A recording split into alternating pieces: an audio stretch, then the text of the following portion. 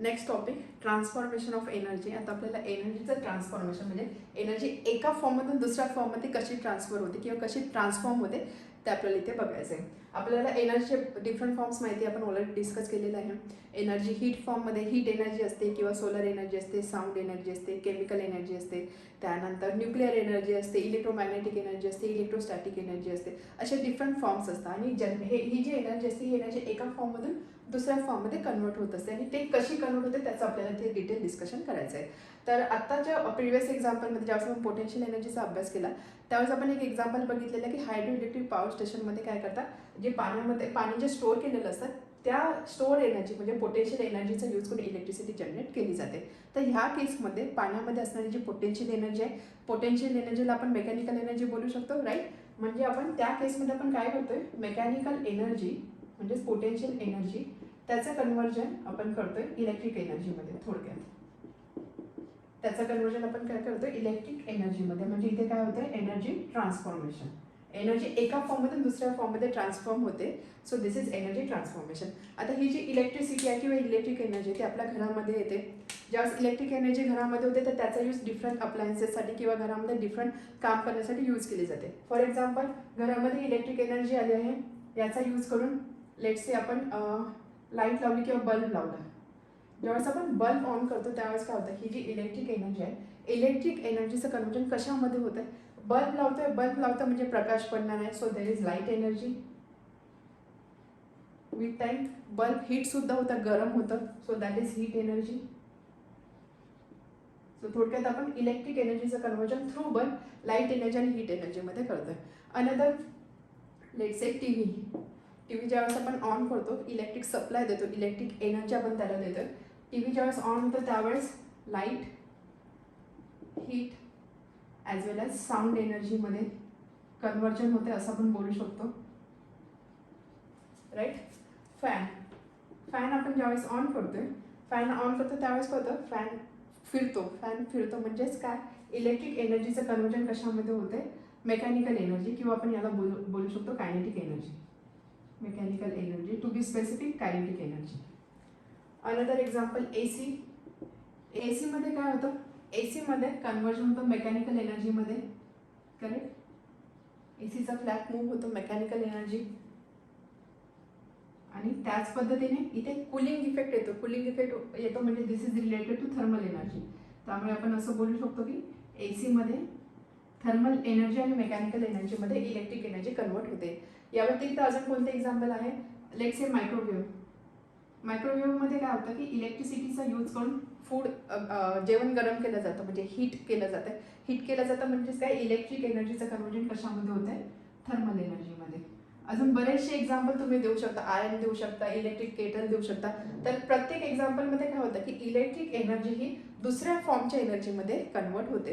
आता ज्यावेळेस आपण असं फॅन ऑन करतो, लेट्स से फॅन ऑन केला म्हणजे आपण इलेक्ट्रिसिटी सप्लाय केलेली आहे आणि त्यानंतर फॅन तिथे फिरतोय. आता या केसमध्ये जी आपण इलेक्ट्रिसिटी सप्लाय केलेली आहे ही इलेक्ट्रिसिटी वाया गेली का, नाही. तर इलेक्ट्रिसिटीचं कन्वर्जन किंवा इलेक्ट्रिक एनर्जीचं कन्वर्जन मेकॅनिकल एनर्जीमध्ये झालेलं आहे. सो थोडक्यात काय, एनर्जी आहे, एनर्जी एका फॉर्ममधून दुसऱ्या फॉर्ममध्ये कन्वर्ट होते. एनर्जी इथे वाया जात नाही किंवा एनर्जी इथे निर्माण सुद्धा केली जात नाही. असं आहे का की सपोज फॅन चालू झाला म्हणजे मी बोलेल की हां तिथे मेकॅनिकल एनर्जी प्रोड्यूस झाली. मेकॅनिकल एनर्जी प्रोड्यूस नाही झालेली. Electric energy is getting converted into mechanical energy. Mechanical energy कुठून आलेली आहे, ही मेकॅनिकल एनर्जी इलेक्ट्रिक एनर्जीच्या कन्वर्जनमधून आलेली आहे. म्हणजे इथे आपण स्पेसिफिकली एनर्जी क्रिएट करत नाही आहे. त्याच पद्धतीने आपण स्विच ऑन करतो तर ह्या केसमध्ये आपण जी इलेक्ट्रिक एनर्जी वाया घालवतो का, नाही. तर आपण जे काही अप्लायन्सेस इथे यूज करणार आहोत त्याच्या थ्रू ती अनदर फॉर्म ऑफ एनर्जीमध्ये कन्वर्ट होते. तर यावरून आपण काय करू शकतो की एनर्जी आपण क्रिएट पण नाही करत आहे आणि एनर्जी आपण डिस्ट्रॉय पण नाही करत आहे.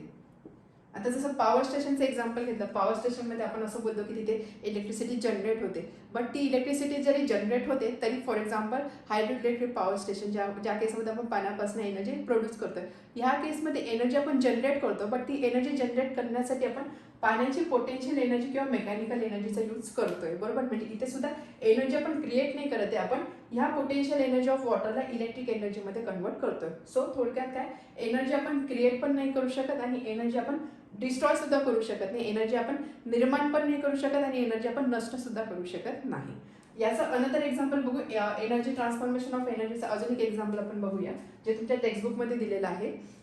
बोर्डवर एनर्जी ट्रान्सफॉर्मेशनचं एक एक्झाम्पल घेतलेलं आहे. यामध्ये आपण डिफरंट फॉर्म ऑफ एनर्जी घेतलेलं आहे. Electric energy, heat, sound, chemical, light and mechanical energy. आणि त्यानंतर त्याचं एनर्जी ट्रान्सफॉर्मेशन कसं होतं त्याचं आपल्याला एक्झाम्पल्स इथे बघायचे. फॉर एक्झाम्पल फर्स्ट केस आपण बघूया, electric energy is getting converted into heat energy. इथे 2 एरो आहे. याचा अर्थ काय, इलेक्ट्रिक एनर्जीचं कन्वर्जन होतं हीट एनर्जीमध्ये, आणि हा एरो याचा अर्थ काय, हीट एनर्जीचं कन्वर्जन होतं इलेक्ट्रिक एनर्जीमध्ये. त्याच पद्धतीने सेम लॉजिक बाकी ठिकाणी अप्लिकेबल आहे. फर्स्ट केस आपण घेऊया, ज्यावेळेस इलेक्ट्रिक एनर्जी हीट एनर्जीमध्ये कन्वर्ट होते. Electric energy is getting converted into heat energy. त्याचं एक्झाम्पल आहे हीटर. पाण्याचं हीटर असेल किंवा मग इलेक्ट्रिक केटल असेल. या केसमध्ये काय होतं की इलेक्ट्रिसिटीचा यूज करून पाणी गरम केलं जातं. किंवा मायक्रोवेव्ह जरी घेतला, मायक्रोवेव्हमध्ये सुद्धा काय असतं की इलेक्ट्रिक एनर्जीचा यूज करून जेवण गरम केलं जातं, फूड गरम केलं जातं. त्यामुळे हे एक्झाम्पल आहे इलेक्ट्रिक एनर्जीचं कन्वर्जन होतं हीट एनर्जीमध्ये. काही एक्झाम्पल असे पण आहे की हीट एनर्जीचं कन्वर्जन इलेक्ट्रिक एनर्जीमध्ये होतं. त्याचं एक्झाम्पल आहे थर्मोकपल. आता हे थर्मोकपल म्हणजे काय, थर्मोकपल तुम्हाला अजून माहीत नसेल, बट एवढं लक्षात ठेवा की याचा यूज काय होतो, it is use to measure temperature. कशासाठी होतं, थर्मो लक्षात आलं पाहिजे. याचा यूज कशासाठी होणार आहे, याचा यूज होतो टेम्परेचर मेजर करण्यासाठी. तर यामध्ये काय असतं, अगदी बेसिक सांगते मी, डिटेलमध्ये जाण्याची गरज नाही. यामध्ये काय असतं की 2 डिफरंट मेटल असतात, वेगवेगळे मेटल असतात. ते 2 जंक्शनला कनेक्टेड असतात. ओके, 2 जंक्शनला 2 मेटल कनेक्टेड असतात. जस्ट माहितीसाठी सांगते मी तुम्हाला. त्यामध्ये एक जंक्शन जे आहे ते हॉट ठेवलं जातं, दुसरं जे जंक्शन आहे ते कोल्ड ठेवलं जातं. ह्या हॉट आणि कोल्डच्या डिफरन्समुळे काय होतं, तिथे व्होल्टेज प्रोड्यूस होतं, करंट प्रोड्यूस होतं. आणि त्यामुळे काय होतं, करंट प्रोड्यूस झाला म्हणजेच काय, करंट म्हणजे काय, इलेक्ट्रिसिटी. त्यामुळे इथे इलेक्ट्रिसिटी जनरेट होते आणि त्याचा यूज करून बॉडीचं टेम्परेचर मेजर केलं जातं. That is working of thermocouple. So थोडक्यात काय, थर्मोकपलमध्ये काय होतं की हीट एनर्जीचं कन्वर्जन होतं इलेक्ट्रिक एनर्जीमध्ये. टेम्परेचर डिफरन्स, हे जे 2 मेटल्स आहे, हे जे 2 जंक्शन आहेत ते 2 डिफरंट टेम्परेचर पॉईंटला असतात. त्यामुळे काय होतं की हा जो हीट एनर्जी आहे याचा यूज करून इथे इलेक्ट्रिसिटी म्हणजे करंट किंवा इलेक्ट्रिसिटी जनरेट होते. So this is example of conversion of heat into electric energy. Simple आहे. थर्मोकपलचा यूज होतो टेम्परेचर मेजर करण्यासाठी. यामध्ये हीट एनर्जीचा यूज करून, हे 2 जंक्शन डिफरंट टेम्परेचरला आहे, हीट एनर्जीचा यूज करून इथे करंट प्रोड्यूस केला जातो किंवा इलेक्ट्रिसिटी प्रोड्यूस होते. त्यानंतर another sound, electricity to sound. Simple आहे. लाऊडस्पीकरमध्ये आपण इलेक्ट्रिसिटी देतो किंवा इलेक्ट्रिक एनर्जी देतो, आणि त्यानंतर त्याचा यूज करून कोणती एनर्जी मिळते आपल्याला, साऊंड एनर्जी किंवा इलेक्ट्रिक एनर्जीचं कन्वर्जन होतं साऊंड एनर्जीमध्ये. बेस्ट एक्झाम्पल आहे लाऊडस्पीकर. त्यानंतर साऊंड एनर्जीचं सुद्धा इलेक्ट्रिक एनर्जीमध्ये कन्वर्जन होणार आहे. त्याचे एक्झाम्पल असणार मायक्रोफोन. आता मायक्रोफोन, लाऊडस्पीकर हे सगळ्यांना माहिती आहे कसं असतं ते, त्यामुळे हे एक्सप्लेन करण्याची गरज नाही आहे. So sound to electric, electric to sound. Next, chemical energy. Chemical एनर्जीचं इलेक्ट्रिक एनर्जीमध्ये कन्वर्जन.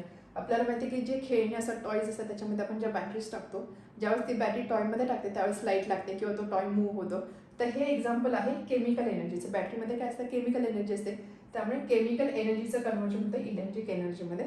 त्यासाठी त्याचं एक्झाम्पल आहे प्रायमरी सेल. प्रायमरी सेल म्हणजे आपण खेळण्यांमध्ये जे सेल टाकतो ते असतं प्रायमरी सेल. सेकंडरी सेल म्हणजे, प्रायमरी सेल एकदा वापरल्यानंतर आपण फेकून देतो, ते परत आपल्याला यूज नाही करतात. सेकंडरी सेल जे असतं हे आपण चार्ज करू शकतो. चार्ज करतोय म्हणजेच की आपण इलेक्ट्रिक सप्लाय देतोय आणि त्याचं कन्वर्जन आपण करतोय केमिकल एनर्जीमध्ये.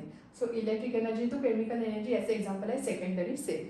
प्रायमरी सेल आणि secondary cell. Primary cell chemical to electrical आणि secondary electric to chemical. Clear आहे. त्यानंतर नेक्स्ट आहे लाईट आणि इलेक्ट्रिकल एनर्जी. सिम्पल आहे. इलेक्ट्रिक एनर्जी टू लाईट याचं एक्झाम्पल आपण लॅम्प देऊ शकतो, बल्ब देऊ शकतो. पॉवर सप्लाय दिला, लाईट लागली. So electric to light example आहे lamp. Another example, light energy सुद्धा कन्वर्जन इलेक्ट्रिक एनर्जीमध्ये आपण करू शकतो. त्याचं एक्झाम्पल काय आहे, सोलार सेल. आपल्याला माहिती सोलार सेल काय असतं, सनलाईटचा यूज करून फोटोवोल्टाईक इफेक्ट, एक इफेक्ट असतो, तर ते लक्षात ठेवण्याची गरज नाही. सनलाईटचा यूज करून सोलार एनर्जीचं कन्वर्जन इलेक्ट्रिक एनर्जीमध्ये केलं जातं. So this is example of this is example of light to electrical energy. याच पद्धतीने लास्ट आहे mechanical to electrical energy. Electrical to mechanical energy, power supply दिला, फॅन मूव्ह झाला. फॅन मूव्ह झाला म्हणजे काय, कायनेटिक एनर्जी आहे, that is mechanical energy. So electrical to mechanical एनर्जीचं एक्झाम्पल आहे फॅन. त्यानंतर मेकॅनिकल टू इलेक्ट्रिकल एनर्जीचं एक्झाम्पल आहे जनरेटर. ज्यावेळेस पॉवर कट ऑफ असतो, लाईट नसतो, त्यावेळेस आपण जनरेटर यूज करतो. तर जनरेटरमध्ये काय असतं की मेकॅनिकल एनर्जीचं कन्वर्जन इलेक्ट्रिकल एनर्जीमध्ये होतं, किंवा आपण जे पॉवर स्टेशन असतात तिथे सुद्धा जनरेटरचा यूज करून इलेक्ट्रिसिटी प्रोड्यूस केली जाते युझिंग मेकॅनिकल एनर्जी. ते एक्झाम्पल तुम्ही देऊ शकता. तर अशा पद्धतीने तुम्ही बघितलं वेगवेगळे एक्झाम्पल आहे एनर्जी ट्रान्सफॉर्मेशनचं. अजून एक एक्झाम्पल आहे फायर क्रॅकर. ज्यावेळेस फायर क्रॅकर म्हणजे काय, फटाके. आपण ज्यावेळेस फटाके फोडतो त्यावेळेस काय होतं, फटाक्यांमध्ये काय असते, केमिकल एनर्जी. ही जी केमिकल एनर्जी आहे या केमिकल एनर्जीचं कन्वर्जन कशामध्ये होतं आहे, साऊंडमध्ये होणार आहे.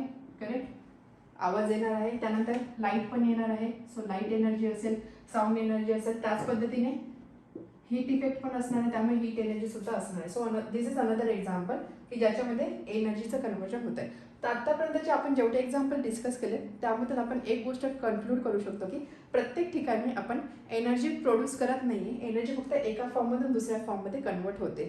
एनर्जी नष्टसुद्धा होत नाही, एनर्जी डिस्ट्रॉयसुद्धा होत नाही, ती एनर्जी दुसऱ्या फॉर्ममध्ये कन्वर्ट होते. म्हणजे इथे इलेक्ट्रिक एनर्जी आहे, इथे इलेक्ट्रिक एनर्जी ज्यावेळेस हीटमध्ये कन्वर्ट झाली, या केसमध्ये इलेक्ट्रिक एनर्जी संपली का, नाही, तर तिचं फक्त कन्वर्जन झालेलं आहे. या केसमध्ये इथे हीट एनर्जी प्रोड्यूस झालेली आहे, हीट एनर्जी नवीन निर्माण झाली आहे का, नाही, तर हीट एनर्जी कुठून आलेली आहे, इलेक्ट्रिक एनर्जीच्या कन्वर्जनमधून. सो थोडक्यात काय, एनर्जी आपण क्रिएट पण नाही करत आहे, आपण डिस्ट्रॉय पण नाही करत आहे, आपण फक्त ते एका फॉर्ममधून दुसऱ्या फॉर्ममध्ये कन्वर्ट करतोय. तर यावर आधारित आहे आपला एक इम्पॉर्टंट लॉ किंवा एक इम्पॉर्टंट प्रिन्सिपल, त्याला बोलता लॉ ऑफ एनर्जी कॉन्झर्वेशन और law of conservation of energy. आता ते काय ते आपण बघूया. Law of conservation of energy. आता आपल्याला एनर्जी कॉन्झर्वेशनचा लॉ बघायचा आहे. कॉन्झर्वेशन म्हणजे काय, टिकून राहणे किंवा जपून राहणे. आपण चॅप्टर 1मध्ये law of conservation of momentum बघितलेला. तर त्यामध्ये काय होतं, तर आधीचं मोमेंटम आणि नंतरचं मोमेंटम म्हणजे initial momentum is equal to final momentum. याचा अर्थ काय, टोटल मोमेंटम कॉन्झर्व झालं, टोटल मोमेंटम जपून राहिलेलं आहे. तर त्याच पद्धतीने इथे आहे law of conservation of energy. Energy जपून राहते, कॉन्झर्व होऊन राहते, असा हा लॉ आहे. तर त्याची आपण स्टेटमेंट बघूया. स्टेटमेंट आहे, energy can neither be created not destroy. Energy आपण क्रिएट सुद्धा करू शकत नाही आणि नष्ट सुद्धा करू शकत नाही. एनर्जी आपण निर्माण पण करू शकत नाही आणि नष्ट सुद्धा करू शकत नाही. क्रिएट पण नाही करू शकत, डिस्ट्रॉय पण नाही करू शकत. It can be converted from one form to another. आपण बघितलं की आपण एका फॉर्ममध्ये एनर्जीचं कन्वर्जन दुसऱ्या फॉर्ममध्ये करत होतो. त्यामुळे ते लिहिलेलं आहे, it can be converted from one form to another. Thus the total amount of energy in the universe remains constant. त्यामुळे युनिवर्समध्ये असणारी जी टोटल एनर्जी आहे ती नेहमी कॉन्स्टंट राहते. क्लिअर आहे, समजला, एकदम सिम्पल आहे. थोडक्यात काय सांगतो की एनर्जी कॉन्झर्वेशन आहे म्हणजे एनर्जी टिकून राहते. याचा अर्थ काय, एनर्जी निर्माण पण होत नाही, नष्ट पण होत नाही, फक्त ते एका फॉर्ममधून दुसऱ्या फॉर्ममध्ये कन्वर्जन त्याचं चालू राहतं. आणि युनिवर्समध्ये, विश्वामध्ये असणारी जी टोटल एनर्जी आहे ही टोटल एनर्जी कॉन्स्टंट आहे. ही एनर्जी कमी पण होत नाही, जास्त पण होत नाही, जेवढी आहे तेवढीच एनर्जी तिथे आहे. So this is law of conservation of energy. Simple आहे, खूप इम्पॉर्टंट लॉ आहे. याचं हे जे स्टेटमेंट आहे हे स्टेटमेंट तुम्हाला लक्षात ठेवायचं आहे, कारण यावर आधारित बरेचसे क्वेश्चन्स किंवा बऱ्याचदा या लॉचा रेफरन्स आपल्याला पुढे जाऊन फिजिक्स किंवा सायन्समध्ये होणार आहे. क्लिअर आहे. Conservation of energy, energy can neither be created not destroy, it can be converted from one form to another form. हे तर आपण बघितलेलं आहे. आणि युनिवर्समध्ये असणारी टोटल एनर्जी आहे, that total energy from the universe is always constant. This is statement of law of conservation of energy. आता हे तर law of conservation of energy हे समजण्यासाठी एक टेक्स्टबुकमध्ये एक्सपेरिमेंट दिलेला आहे. सिम्पल एक्सपेरिमेंट आहे. काय करायचं, आपल्याला इथे पेंड्युलम बनवायचं आहे. काय बनवायचं आहे, पेंड्युलम. पेंड्युलम म्हणजे काय, एक लेट्स एक थ्रेड असतो आणि त्या थ्रेडला काहीतरी मास असतं, लटकवलेलं असतं आणि हे असं फिरत असतं. याचं बेस्ट एक्झाम्पल काय, क्लॉक्स, जे घड्याळ असतं. आताचे डिजिटल घड्याळ नाही, तुम्हाला ते क्लॉक्स माहिती असतील बघा, त्याच्यामध्ये असा मोठा एक काटा असतो, असा असतो आणि हा काटा असा असा फिरत राहतो. ठीक आहे, तर हे जे दिस इज एक्झाम्पल ऑफ पेंड्युलम. हा काटा असा असा असा असा फिरत राहतो, स्विंग होत राहतो. So this is example of pendulum. तर अशा पद्धतीने आपल्याला पेंड्युलम बनवायचं आहे. त्यासाठी काय सांगितलं आहे, 2 थ्रेड घ्यायचे, दोरे घ्यायचे सारख्याच लेंथचे आणि त्याला इथे खाली 2 नट बांधायचे. ओके, 2 दोरे घ्या, 2 थ्रेड घ्या, त्याला इथे 2 खाली नट बांधा. सगळं काही सारखं आहे, थ्रेडची लेंथ सारखी आहे, नटची साईज सुद्धा सारखी आहे. त्यानंतर काय करायचं, हे जे 2 पेंड्युलम, हे काय झालं, हे पेंड्युलम झालं. हे जे 2 पेंड्युलम बनलेले आहेत त्याला आपल्याला जॉईन करायचं एका हॉरिझॉन्टल थ्रेडला. एका हॉरिझॉन्टल थ्रेडला जॉईन करायचं आहे, याला जोडायचं आहे. कसं जोडायचं की सपोज हा जो पहिला पेंड्युलम आहे हा जो स्विंग करतोय म्हणजे असा फिरतोय, तर हा असा मूव्ह होताना या सेकंड पेंड्युलमला टच करत नाहीये. क्लिअर आहे, या सेकंड पेंड्युलमला टच करत नाही, एवढ्या अंतरावरती आपल्याला हे 2 पेंड्युलम ठेवायचे आहे. समजलं आतापर्यंत काय केलं आपण. आपल्याला काय करायचं, आपल्याला एकदा हा law of conservation of energy verify करायचं आहे. त्यासाठी एक सिम्पल एक्सपेरिमेंट आहे. 2 पेंडुलम बनवायचे, 2 दोरे घ्यायचे, त्याला 2 नट बांधायचे. लेंथ सारखी आहे दोऱ्याची, नटची साईज सुद्धा सारखी आहे. त्यानंतर हे जे 2 दोरे आहे हे एका हॉरिझॉन्टल थ्रेडला, हॉरिझॉन्टल दोऱ्याला बांधायचं आहे. अशा पद्धतीने की हे जे 2 पेंडुलम याच्यामध्ये डिस्टन्स इतका आहे की हा पेंडुलम ज्यावेळेस मूव्ह होईल तो याला टच करणार नाही, किंवा हा पेंडुलम ज्यावेळेस स्विंग होणार आहे, मूव्ह होणार आहे, त्यावेळेस तो याला टच करणार नाही. एवढा डिस्टन्स ठेवून आपल्याला हे 2 पेंडुलम ह्या थ्रेडला जॉईन करायचे. ओके, हा झाला सेटअप. यानंतर काय करायचं, हे जे 2 पेंडुलम आहे हे मोशनमध्ये नाही, रेस्ट कंडिशनमध्ये आहे, सुरुवातीला स्थिर आहे. नंतर काय करायचं, हळूच हा जो पहिला पेंडुलम आहे ना, हा पेंडुलम याला फोर्स अप्लाय करायचा, याला मोशनमध्ये आणायचं. याला मोशनमध्ये आणायचं म्हणजे हा पेंडुलम असा असा फिरणार आहे. ओके, एकदा फक्त त्याला आपण हलवलं, त्याला आपण काही मोशन दिली, बस थांबायचा, हा त्याचा फिरत राहणार आहे. हा पेंडुलम आता कसा स्थिर आहे, हा मोशनमध्ये नाही, हा रेस्ट कंडिशनमध्ये, हा मोशनमध्ये आहे आणि हा रेस्टमध्ये आहे at the start of experiment.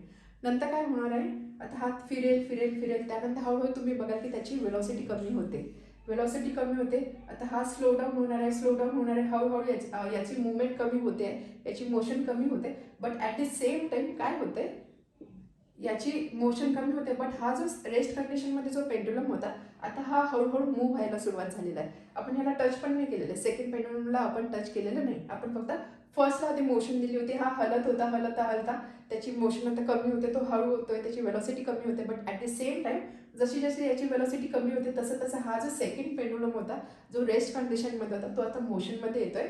हा जसं जसं हळूहळू शांत होतं किंवा याची वेलॉसिटी कमी होते, तशी तशी याची वेलॉसिटी वाढते. इथे जर तुम्ही बघितलं तर काय झालेलं आहे बघा, आपण एकालाच फोर्स अप्लाय केलेला, एकाच पेंडुलमला मोशनमध्ये आणलं होतं. बट हा जो थ्रेड आहे, या थ्रेड थ्रू याची जी एनर्जी आहे, ही एनर्जी याला ट्रान्सफर झालेली आहे.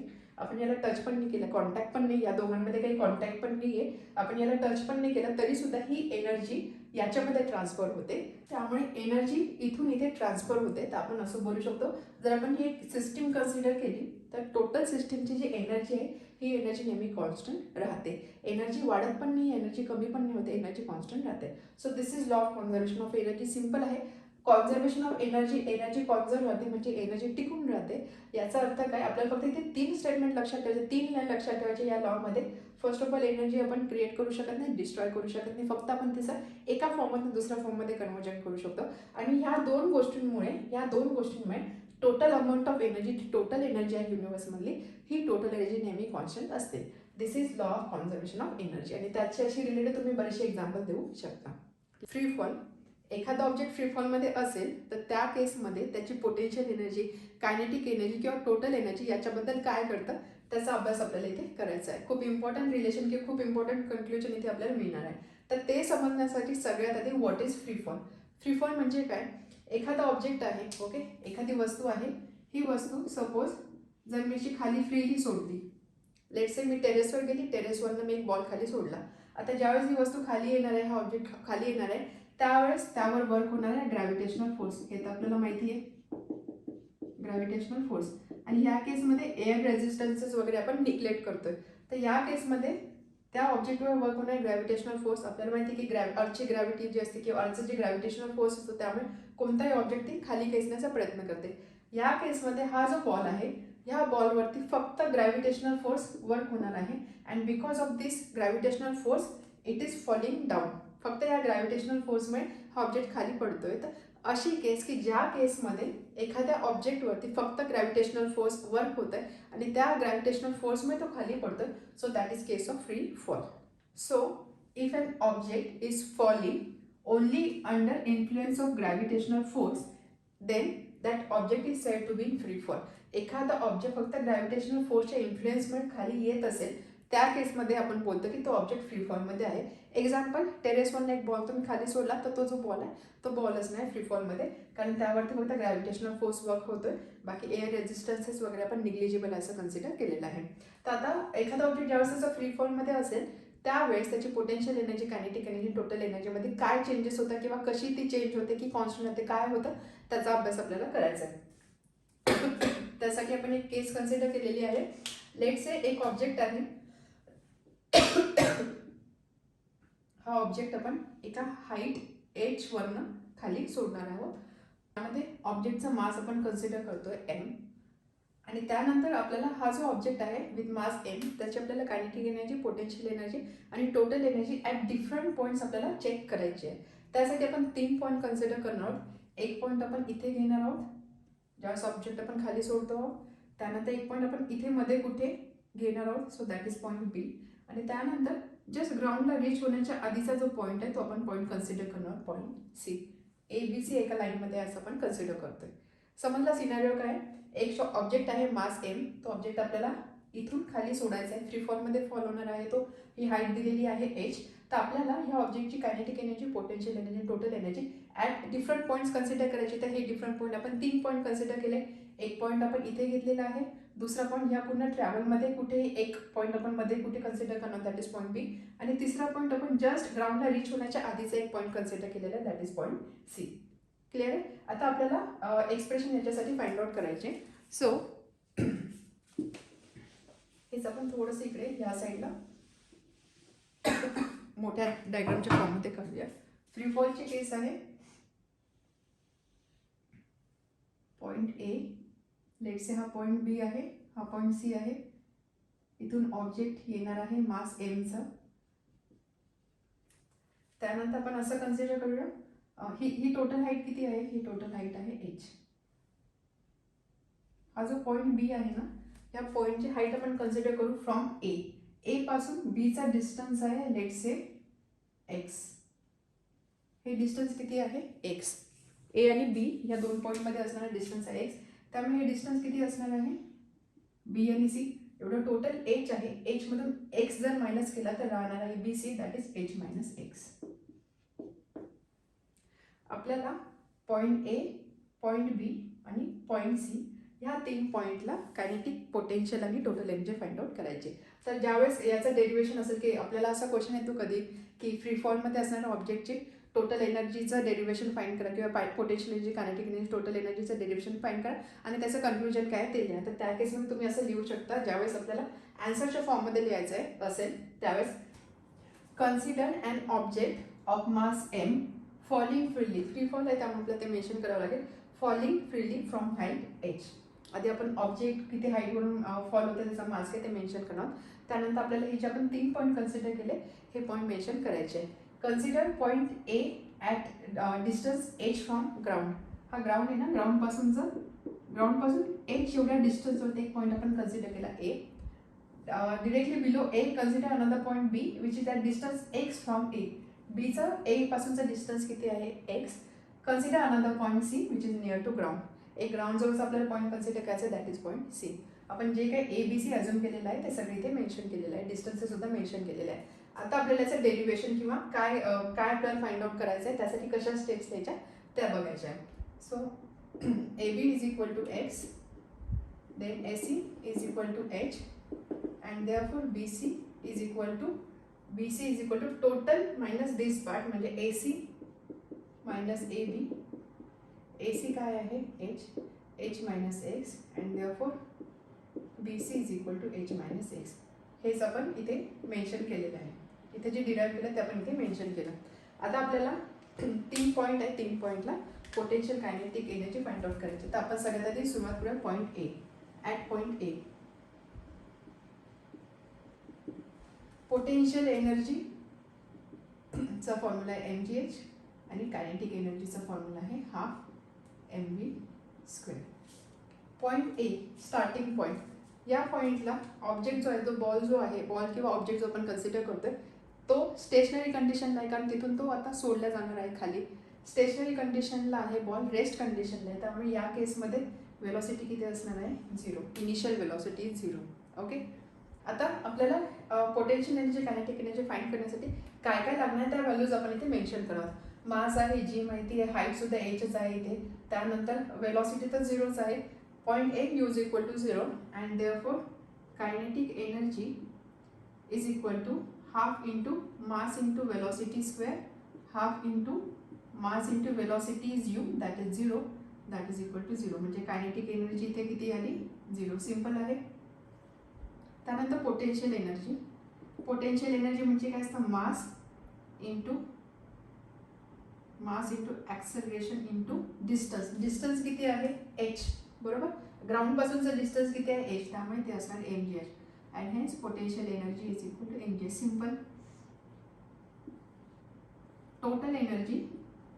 टोटल एनर्जी काय असणार आहे, kinetic energy plus potential energy म्हणजेच 0 प्लस mgh. 0 प्लस mgh म्हणजे हे असणार आहे mgh. सो टोटल एनर्जी काय मिळाली आपल्याला, mgh ॲट पॉईंट ए. इथे आपण लगेच मेन्शन करू, kinetic energy 0, potential energy mgh and total energy आहे 0 प्लस mgh म्हणजे mgh. आता आपण नेक्स्ट कन्सिडर करणार आहोत पॉईंट बी.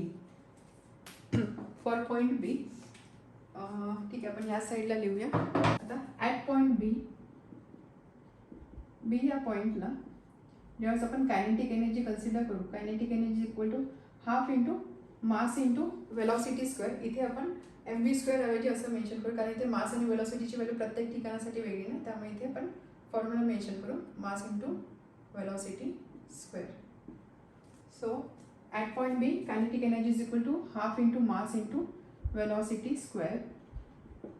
Mass तर constant आहे m. velocity point B ला आपण काय करूया, इथे एक velocity कन्सिडर करू vb, की ऑब्जेक्टची जी velocity बघा, ॲक्सेलरेशन मध्ये आहे, ग्रॅव्हिटेशनल फोर्स आहे, ग्रॅव्हिटी आहे, ग्रॅव्हिटेशनल ॲक्सेलरेशन आहे, velocity चेंज होत असणार आहे. पॉईंट बीला आपण कन्सिडर करू at point b velocity of the object is vb. ते इथे मेन्शन करूया. At point B, consider velocity of the object is vb. हे इथे आधी आपण मेन्शन करूया. So half into mass into vb square. समजलं ना, कारण प्रत्येक पॉईंटला वेलॉसिटी डिफरंट असणार आहे, त्यामुळे kinetic energy is equal to half into mass into velocity square. आता ही जी vb, ही वेलॉसिटी आपण कशी फाइंड करणार, ही वेलॉसिटी फाइंड करण्यासाठी आपल्याला यूज करायची equation of motion. Equation of मोशनमध्ये वेलॉसिटी असणारे इक्वेशन कोणते आहे बघा, आपल्याकडे एक इक्वेशन आहे v is equal to U plus A T, another equation is v square is equal to you square plus twice S. आता यामध्ये जर तुम्ही बघितले, इथे आपण टाइम कुठेच मेन्शन नाही करत आहे, त्यामुळे आपण या फॉर्म्युलाचा यूज नाही करू शकणार, कारण टाइमचा काही इथे आपण रेफरन्स कुठे घेतलेला नाही आतापर्यंत. Second formula v square is equal to you square plus twice s. यामध्ये जर तुम्ही बघितलं, ऑब्जेक्ट इथे सोडून इथे आलेला आहे, इथे सोडून इथे आलेला आहे, म्हणजे इनिशियल वेलॉसिटी जी होती, इथली वेलॉसिटी इनिशियल वेलॉसिटी होती 0, म्हणजे ऑब्जेक्टसाठी यूची व्हॅल्यू असणार आहे 0, इथे इनिशियल वेलॉसिटी असणार आहे 0. त्यामुळे आपण इथे असं लिहू शकतो. आपल्याला हे तर समजलं ना, आपल्याला फॉर्म्युला कोणता यूज करायचा आहे. सो आपल्याला फॉर्म्युला यूज करायचा आहे v square is equal to you square plus twice s. इथे आपण लिहू शकतो third equation of motion. And therefore final velocity म्हणजे vb square, initial velocity u is 0, कारण इथून इथे तो स्टेशनरी होता, त्यामुळे त्याची वेलॉसिटी असणार आहे 0 प्लस 2 इंटू ॲक्सेलरेशन. काय असणार, acceleration is acceleration due to gravity, that is g. आणि त्यानंतर एस म्हणजे डिस्प्लेसमेंट, इथून इथपर्यंत पोहोचला आहे, त्यामुळे डिस्प्लेसमेंट असणार आहे x. So vb square is equal to 2gx. And hence kinetic energy half into mass into 2gx, 2 cancel होणार, so that is equal to mgx. समजला, सिम्पल आहे. इक्वेशन ऑफ मोशनवरून आपण vb ची व्हॅल्यू फाइंड आउट केलेली आहे. आता त्यानंतर पोटेन्शियल एनर्जी. नाव पोटेन्शियल एनर्जी म्हणजे mass into gravitational acceleration, that is g. आणि त्यानंतर हाईट म्हणजे काय असतं, की डिस्टन्स फ्रॉम ग्राउंड. पॉईंट बी इथे आहे, ह्या बीचा ग्राउंडपासूनचा डिस्टन्स किती असणार, ग्राउंडपासूनचा डिस्टन्स असणार bc म्हणजे काय h मायनस x. तर इथे आपण असं लिहू शकतो into distance of point B from ground, आणि हे डिस्टन्स किती आहे, that is bc. And therefore potential energy equal to m into g into distance आहे h मायनस x. ही झाली कायनेटिक एनर्जी आणि ही आहे पोटेन्शियल एनर्जी. तर इथे आपण लगेच मेन्शन करूया, kinetic energy at point b is equal to mgx, आणि पोटेन्शियल एनर्जी काय आहे mg h मायनस x. आपण इथे ब्रॅकेट सॉल्व करू शकतो, mgh मायनस mgx. त्यानंतर आपल्याला फाइंड करायची टोटल एनर्जी सुद्धा. टोटल एनर्जी काय असते, पोटेन्शियल एनर्जी आणि कायनेटिक एनर्जीची sum, and therefore total energy is equal to M G X ही झाली कायनेटिक एनर्जी आणि potential energy M G H minus M G X. So total energy is equal to M G H. काय मिळालं आपल्याला? M जी H. आता राहिला point C. C साठी काय असणार आहे? आता सी जो पॉईंट आहे, सी पॉईंटला आपण असं कन्सिडर करूया की ऑब्जेक्टची वेलॉसिटी बनते v. Velocity of object at point c is v c. इथे जी वेलॉसिटी आहे ती वेलॉसिटी आहे व्ही सी. आता यामध्ये खूप एक महत्त्वाची गोष्ट सांगते. बऱ्याचदा मुलांना काय वाटतं की बॉल इथून निघाला, ग्राउंडवर आलेला आहे, ग्राउंडवर येऊन पोहोचला म्हणजे काय, त्याची फायनल वेलॉसिटी झाली 0, म्हणजे इथे व्ही सीची व्हॅल्यू असणार आहे 0. तर हे खूप चुकीचं आहे. खूप चुकीचं म्हणजे हे पूर्णपणे चुकीचंच आहे. कारण आपण हे फ्रीफॉलची कंडिशन कन्सिडर करतोय. फ्रीफॉल ऑब्जेक्ट फ्रीफॉलमध्ये आहे म्हणजे ऑब्जेक्ट ग्रॅव्हिटीच्या इन्फ्लुएन्समध्ये खाली पडतोय. तर आपण ऑब्जेक्ट ग्राउंडवर पोहोचला असं कन्सिडर नाही करत आहे. Just before reaching the ground reach करण्याच्या आधीचा जो क्षण असेल त्या क्षणाला जी ऑब्जेक्टची वेलॉसिटी असणार that velocity we are considering. जर ऑब्जेक्ट ग्राउंडवर रीच झाला तर ते फ्रीफॉल होणार नाही, कारण ऑब्जेक्ट तर जमिनीवरून पोहोचलेला तो फ्रीफॉलमध्ये नाही आहे. फ्रीफॉल म्हणजे काय, जमिनीवर पोहोचण्याच्या जस्ट आधीचा जो क्षण असणार त्या क्षणाला वेलॉसिटी किती आहे, that velocity is v c. समजलं? व्ही सी का 0 नाही? बऱ्याचदा असं कन्फ्युजन असतं, मुलांना वाटतं की फायनल ऑब्जेक्ट तर ग्राउंडकडे आलेला, सी पॉईंट ग्राउंडवर आहे, त्यामुळे वेलॉसिटी व्ही सी 0 असणार. पण 0 नाही आहे, कारण आपण फ्रीफॉल कन्सिडर करतोय. फ्रीफॉल म्हणजे ऑब्जेक्ट हवेमध्ये आहे, ठीक आहे, तो ग्राउंडवर येऊन नाही पोहोचला. जर आपण वेलॉसिटी 0 कन्सिडर केली, ऑब्जेक्ट ग्राउंडवर पडला असं कन्सिडर केलं तर ते फ्रीफॉल होणारच नाही. त्यामुळे v c is not 0. V सीची व्हॅल्यू आपल्याला फाइंड आउट करायची आहे. So velocity of the object at point c is v c. यामध्ये सुद्धा आता आपण बघूया kinetic energy is equal to half into mass into velocity square म्हणजे व्ही सी स्क्वेअर. मास काय आहे इथे, एमच आहे, मास तर कॉन्स्टंट आहे. आता व्ही सी स्क्वेअर ह्या पॉईंटला वेलॉसिटी काय असणार आहे? अगेन वेलॉसिटी फाइंड करण्यासाठी 2 फॉर्म्युले त्यामध्ये आपण यूज करणार आहोत. Third equation of motion that is third formula, V square is equal to you square plus twice S. And therefore point सीला वेलॉसिटी किती असणार आहे? ऑब्जेक्ट इथून सुरू इथे पोहोचलेला आहे, ऑब्जेक्टची इनिशियल वेलॉसिटी, ऑब्जेक्ट स्टेशनरी होता, इनिशियल वेलॉसिटी आहे 0 प्लस 2 ॲक्सेलरेशन कोणतं, acceleration due to gravity that is G. आणि एस म्हणजे काय, ऑब्जेक्टने किती डिस्टन्स इथे ट्रॅव्हल केलेला आहे. ऑब्जेक्ट इथे सुरू होऊन इथे आलेला आहे, ह्या पॉईंटपर्यंत येईपर्यंत त्यांनी किती डिस्टन्स ट्रॅव्हल केलेला आहे, H. So V C square is equal to 2gh. ही व्हॅल्यू आपल्याला इथे आता पुट करायची आहे. Half into M into 2gh, 2 cancel होणार. So kinetic energy is equal to M G H. याच पद्धतीने पोटेन्शियल एनर्जी म्हणजे M into G into H. H म्हणजे काय असतं, एच म्हणजे ग्राउंडपासूनचं distance of point B from ground. ह्या केसमध्ये आपण घेतलं तसं distance of point C from ground. तर आपण असं कन्सिडर केलं हा सी पॉईंट ग्राउंडवरतीच आहे. याचा अर्थ काय, त्याचा ग्राउंडपासूनचा डिस्टन्स किती असणार आहे, 0, बिकॉज इथे h is equal to 0 and therefore potential energy is equal to 0. समजलं ना हे का, कारण तो पॉईंट ग्राउंडवरतीच आहे. एच म्हणजे आपण नेहमी हाईट कन्सिडर करतो, पॉईंट ग्राउंडवर आहे म्हणजे हाईट असणार आहे 0. So potential energy is equal to 0 and therefore total energy is equal to potential energy plus kinetic energy M G h. Total energy is m G h. त्यामुळे point c जर आपण consider केला तर point सीला kinetic energy किती आहे, kinetic energy is m G h, potential energy 0 आणि total energy काय झाली, एम जी एच. फाईन, समजलं इथपर्यंत?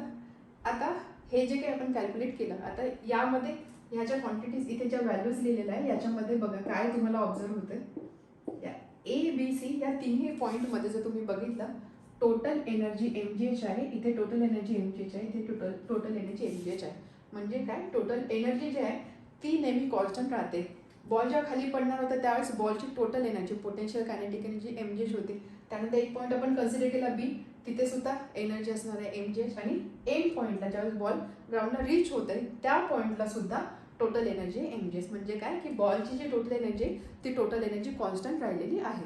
अनदर कन्क्लुजन जर तुम्ही इथे बघितलं, सगळ्यात आधी कायनेटिक एनर्जी आपण कन्सिडर करू. कायनेटिक एनर्जी 0 होती, ऑब्जेक्ट मोशनमध्ये नव्हतं, इथे स्थिर होता, ऑब्जेक्ट स्टेशनरी होता, ऑब्जेक्टची इनिशियल वेलॉसिटी 0 होती, ऑब्जेक्ट मोशनमध्ये नव्हता, त्यामुळे त्याची कायनेटिक एनर्जी 0 होती. कायनेटिक एनर्जी जसं जसं ऑब्जेक्ट खाली येतो कायनेटिक एनर्जी वाढते, ती झाली एम जी एक्स, त्याच्यानंतर झाली एम जी एच. आता एक्स आणि एच याच्यामध्ये जर तुम्ही बघितलं एक्सपेक्षा एच मोठा आहे, याचाच अर्थ काय, mgx पेक्षा mg चा प्रॉडक्ट मोठा असणार आहे, म्हणजे थोडक्यात आधी 0 होती, मग थोडी झाली, मग अजून वाढली, तर कायनेटिक एनर्जी वाढते. त्याच पद्धतीने पोटेन्शियल एनर्जीचा तुम्ही विचार केला, पोटेन्शियल एनर्जी होती mgh, जसं जसं खाली येतो ऑब्जेक्ट तशी तशी potential energy mgx minus mgx होते, म्हणजे पोटेन्शियल टोटल मधला काहीतरी पार्ट कमी झालेला आहे, खाली आली अजून पोटेन्शियल एनर्जी झाली 0. म्हणजे कायनेटिक एनर्जी वाढते, पोटेन्शियल एनर्जी 0 होते, बट ओव्हरऑल इफेक्ट म्हणजे total energy that is constant. यामध्ये आपण अजून एक गोष्ट कन्क्लूड करू शकतो, पोटेन्शियल एनर्जी कमी होते, कायनेटिक एनर्जी वाढते, टोटल एनर्जी कॉन्स्टंट राहते. याचा अर्थ काय, आपण असं बोलू शकतो, we can say potential energy is getting converted into kinetic energy. काय बोलली मी, पोटेन्शियल एनर्जी ही कायनेटिक एनर्जीमध्ये कन्वर्ट होते. कारण बघा, पोटेन्शियल एनर्जी हळूहळू कमी होते, कायनेटिक एनर्जी वाढते, बट दोघांची सम तर कॉन्स्टंट राहते.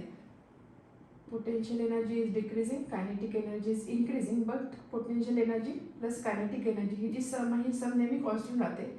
याचा अर्थ काय, की आपण असं बोलू शकतो की पोटेन्शियल एनर्जी कायनेटिक एनर्जीमध्ये कन्वर्ट होते. त्यामुळे अनदर कन्क्लुजन काय, in free fall potential energy is getting converted into kinetic energy. आता यामध्ये आपण हे जे 3 point a b c 3 point consider केले, या व्यतिरिक्त तुम्ही कुठेही कोणताही पॉईंट कन्सिडर करू शकता. तुम्हाला प्रत्येक ठिकाणी या फ्री फॉलच्या दरम्यानचा जो प्रत्येक पॉईंट आहे, प्रत्येक पॉईंटला जे रिलेशन मिळणार आहे पोटेन्शियल एनर्जी, टोटल एनर्जी आणि कायनेटिक एनर्जीमधलं, ते रिलेशन ह्याच पद्धतीने मिळणार आहे. म्हणजे ह्याच पद्धतीने म्हणजे total energy constant, potential energy कमी होते आणि कायनेटिक एनर्जी वाढते. So this is all about free fall. एक्झाममध्ये क्वेश्चन येतो की prove that total energy during free fall is constant, किंवा असं दाखवतं की प्रूव्ह दॅट, असा क्वेश्चन असतो की prove that in during free fall potential energy is getting converted into kinetic energy. मग त्या केसमध्ये तुम्हाला ह्या टाईपचं डेरिवेशन घ्यायचं आहे. कोणते 3 पॉईंट कन्सिडर करा, त्या 3 पॉईंटला तिन्ही एनर्जी फाइंड आउट करा. इव्हेंच्युअली तुम्हाला हेच एक रिलेशन प्रत्येक पॉईंटला मिळणार आहे.